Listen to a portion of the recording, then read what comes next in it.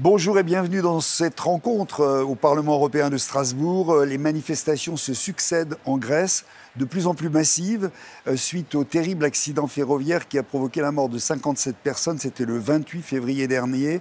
Les manifestants remettent en cause le gouvernement de droite de Mitsotakis. On en parle avec vous, Stelios Koulouglou, bonjour. Bonjour. Vous êtes député européen du groupe La Gauche, vous êtes grec. Et on va bien sûr parler tout à l'heure des causes plus larges de la colère qui se manifeste actuellement en Grèce, puisqu'il y a évidemment cet accident dont on parle, il y en a d'autres, des causes. On va faire un tour d'horizon de cette question-là avec vous. Simplement, est-ce qu'on peut redire un mot quand même de ce qu'on sait aujourd'hui de cet accident? Où en est l'enquête? Accident, je le disais, qui a coûté la vie à 57 personnes, beaucoup de jeunes, et qui a fait 80 blessés. Où est-ce qu'on en est de l'enquête? Qu'est-ce qu'on sait aujourd'hui en Grèce? Vous en venez, vous y étiez. Il y a une enquête juridique et aussi une enquête parlementaire qui se déroule, qui a commencé après. Mais on ne va pas avoir de résultats avant les élections. On va voir après, dans 6 mois, je ne sais pas. Les élections, rappelons-le, ont lieu en juillet, c'est ça? Théoriquement, sont en juillet. C'est ça. Mais on dit que peut-être le Premier ministre va le faire un peu plus tôt ou un peu plus tard, parce qu'il a aussi la possibilité de le prolonger pour 1 mois, le mandat, son mandat. Ça dépend aussi des jeunes électeurs, parce que les jeunes sont contre la droite, sont pour la gauche majoritairement. On en reparlera tout à l'heure, oui. Oui, alors il voulait que les jeunes gens abstiennent. Qui se trouvent en vacances, soit qu'ils se trouvent aux îles pour travailler, parce qu'il y a une majorité de jeunes gens qui trouvent du travail pendant l'été à cause du tourisme. Alors, on le disait, cet accident a provoqué immédiatement des manifestations. Il y en a une dernière, il y a 2 jours, en Grèce, qui était plus importante encore que la précédente. Que dénoncent exactement les manifestants, justement? Les manifestations étaient sans précédent. On a eu de voir des manifestations pareilles pendant la crise économique, peut-être la faillite économique de la Grèce, dans les années 2010, oui, ou bien pendant les manifestations contre la guerre en Irak en 2003. On a vu des manifestations dans des îles qu'on n'avait jamais vues. On n'a jamais vu. Et ça symbolise un besoin plus profond de la population grecque, que ça veut dire il semble que comme il y a une recette qui dit que les gens ne peuvent pas se gouverner comme c'était le cas avant. Oui. Alors la question suivante, c'est si les gouverneurs peuvent gouverner de manière qu'ils gouvernaient auparavant. Et c'est ça une espèce la définition de la révolution. Quand les gens ne peuvent plus accepter ce qui vient en haut. Et les gens ne peuvent pas gouverner comme avant. Et il me semble que pour le moment, le gouvernement essaye de faire comme ce n'était pas quelque chose de très important. Ça veut dire business as usual. On continue comme ça, on met des excuses et tout ça. Tandis que les gens ordinaires dans la rue demandent une autre chose. Et ça c'est où on se trouve à ce moment-là. Alors on rejoint le niveau politique, puisque finalement, on entend aussi que les gens dénoncent la manière, vous en parliez tout à l'heure, dont les mesures extrêmement dures ont été imposées par l'Union européenne à la Grèce, privatisation d'un certain nombre de secteurs publics, dont notamment le chemin de fer. La société de chemin de fer grecque, dans le cadre des mesures qui ont été prises par l'Union européenne, a été mise aux enchères, entre guillemets, elle a été scindée en tout cas, et on a ouvert le transport ferroviaire à la concurrence. Est-ce que derrière ça, il n'y a pas encore aujourd'hui des restes de cette austérité qui a été mise en place par l'Union européenne et par le FMI? Écoutez, après la privatisation forcée, parce que la Troïka pressé beaucoup le gouvernement de l'époque, le gouvernement Syriza, pour privatiser tout le secteur public. Et maintenant, après la privatisation, les services ont été détériorés davantage. Ça ne veut pas dire qu'avant c'était idéal, pas du tout. Le train, l'organisation des trains était déficitaire, mais après on a vendu pour une pièce pour rien. Hein. On a vendu là à une société italienne, pas fameuse pour sa compétence, ses services. Et alors, maintenant, l'accident était la combinaison d'un service public abandonné, d'un service privé sans intérêt vraiment d'améliorer. Par exemple,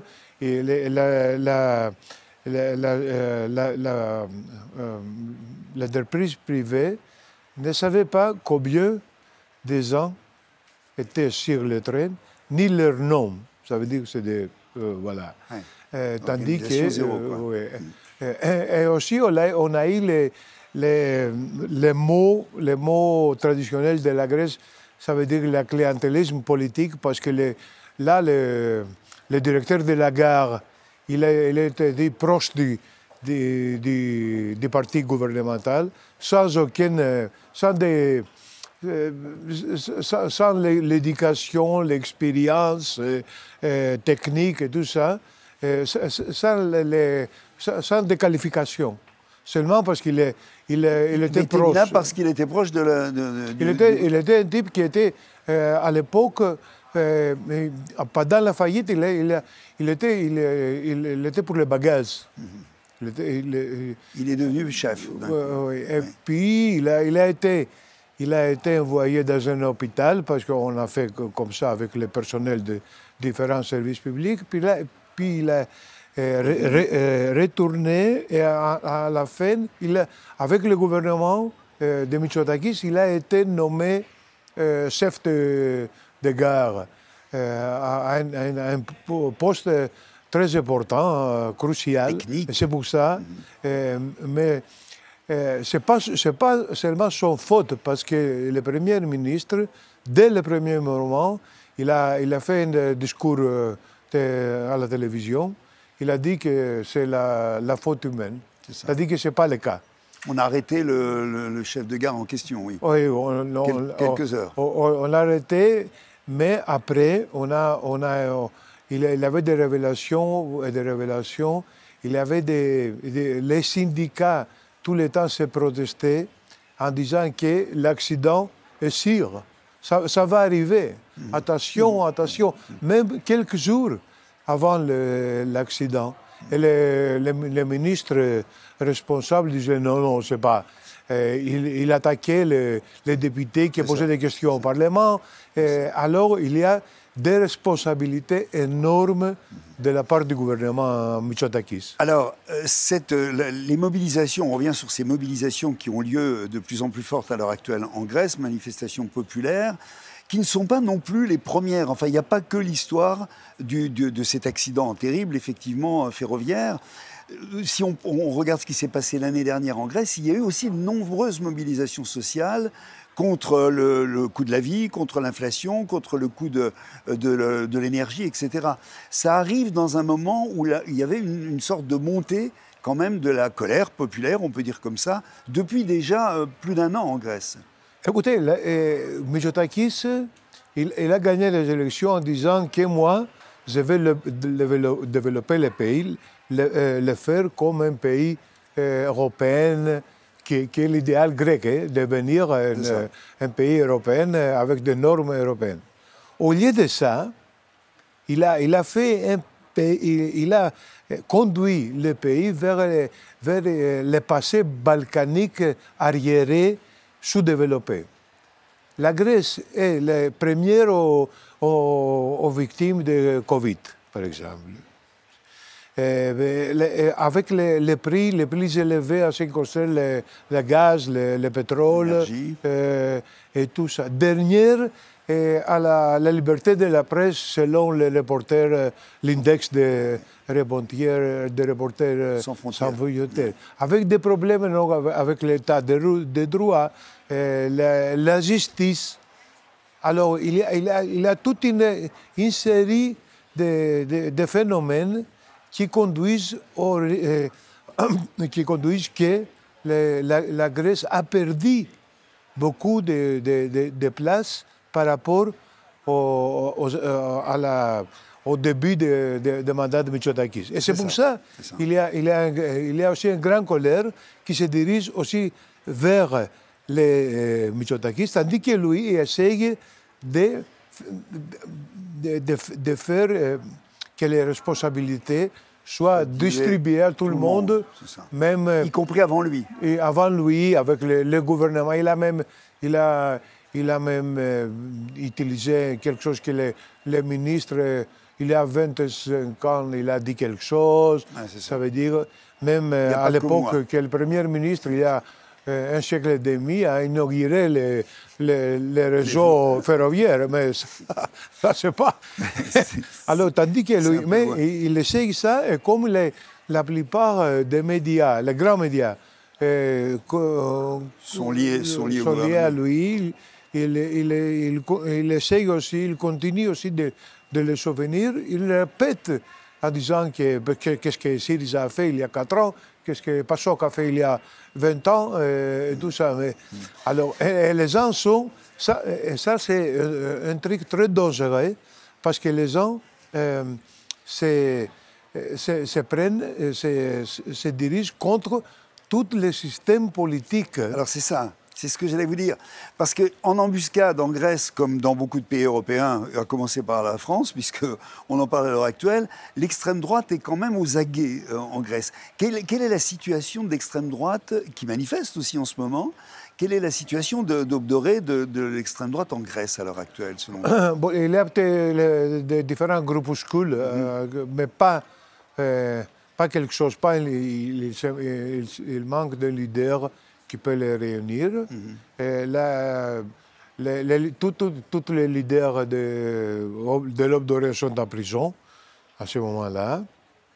Alors, il y a quelqu'un qui était une espèce de remplaçant de Führer de l'Obdoré, qui est en prison et qui a fondé un nouveau parti qui s'est présenté au sondage comme candidat à entrer au Parlement, à dépasser les 3%, la barre, pour entrer au Parlement. Et c'est pour ça que le gouvernement, pour éviter que les votes de la droite viennent, se dirigent vers l'extrême droite, le gouvernement a voté une loi qui photographie justement cette partie et le faire exclure avec l'aide de la justice des élections. Alors, on est à ce moment-là. Je ne sais pas si l'extrême droite et les néo-nazis réussiront à présenter quelqu'un qui n'a rien à voir, qui peut surmonter les obstacles de la loi votée. Et alors, vous avez parlé à plusieurs reprises d'Alexis Tsipras et de la gauche, bien sûr. Dans quel état est la gauche à l'heure actuelle, et par rapport à ce mouvement populaire qui s'exprime en ce moment très régulièrement dans les rues?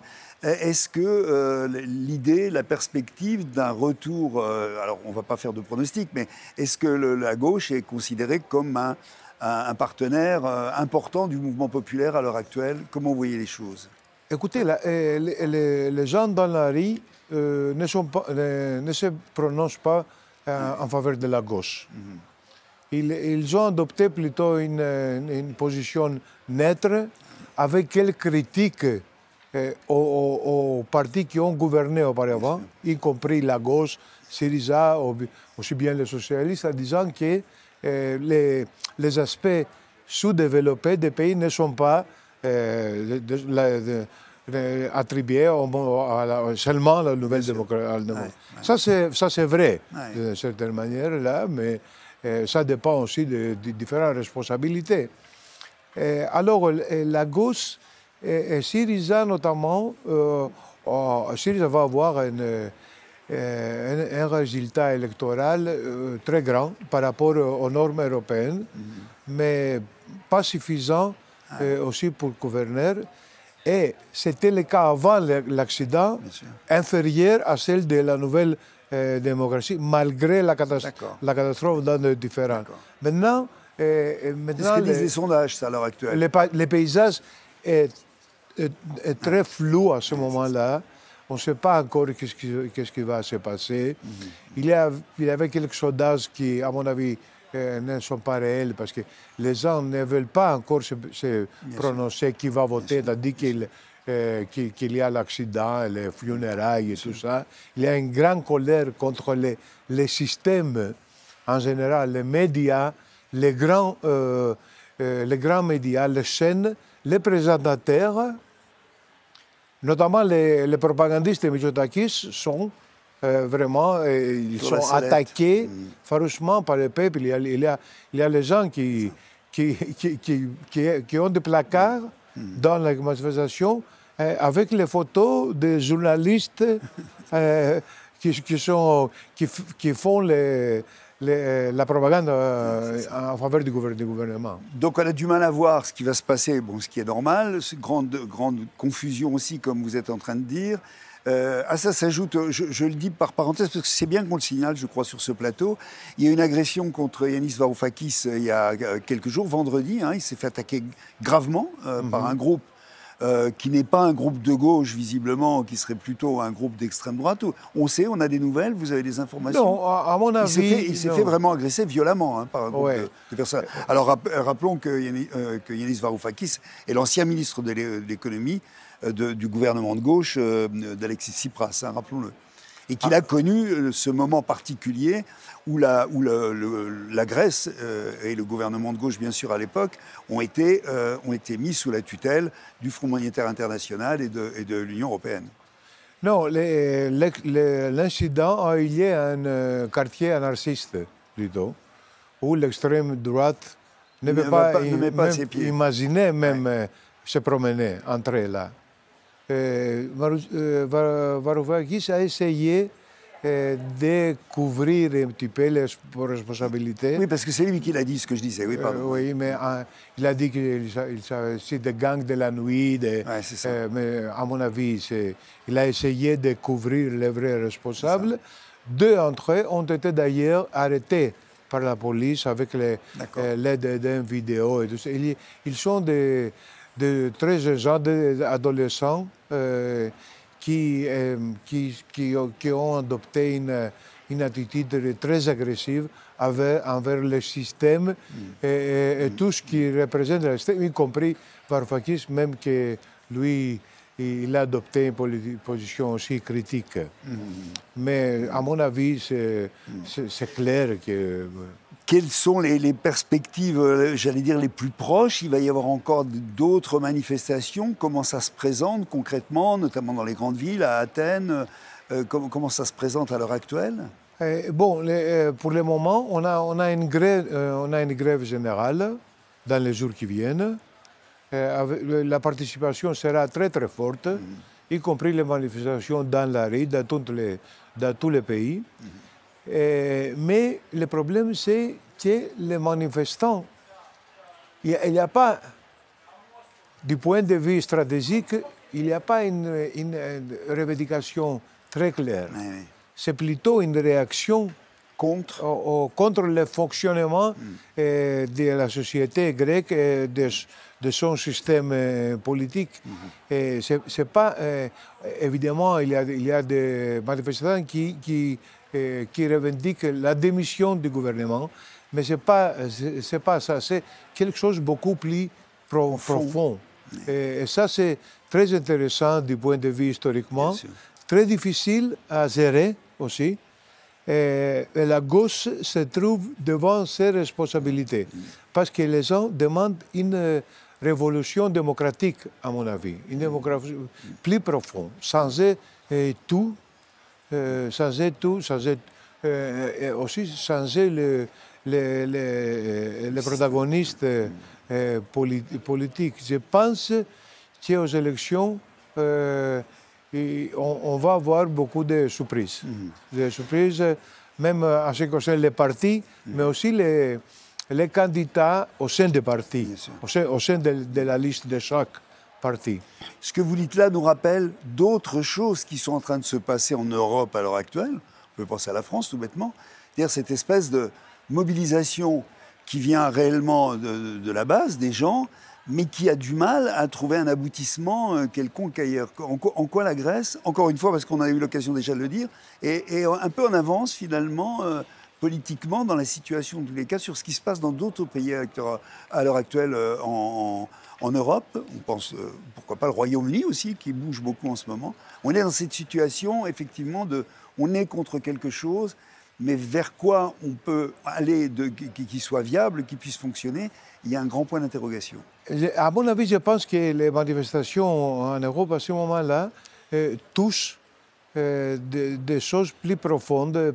Par exemple, les manifestations en France, à mon avis, c'est aussi symbolise aussi la culture française, la mode de vie française, qui est une chose qui est beaucoup plus profonde que l'âge de la retraite. Bien sûr. En Grande-Bretagne aussi, on a eu de grandes manifestations qui vont un peu plus au fond que seulement ça veut dire les revendications salariales et tout ça. Il y a quelque chose de plus profond. Je le vois aussi en Italie. Il y a presque partout quelque chose qui, à ce moment-là, se prépare. On ne sait pas où on va arriver, mais pour nous, en tant que journaliste, documentariste, c'est une époque... C'est là-dessus qu'on doit être concentré. Assez intéressant. On va pas manquer du boulot, non? C'est ça.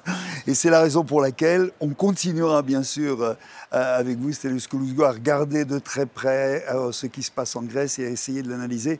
Merci, Stelios, pour ce grand tour d'horizon qu'on vient de faire. Merci à vous. Et puis, on continue, bien sûr, à suivre. Et merci à vous également qui nous avez suivis. À très bientôt. Au revoir.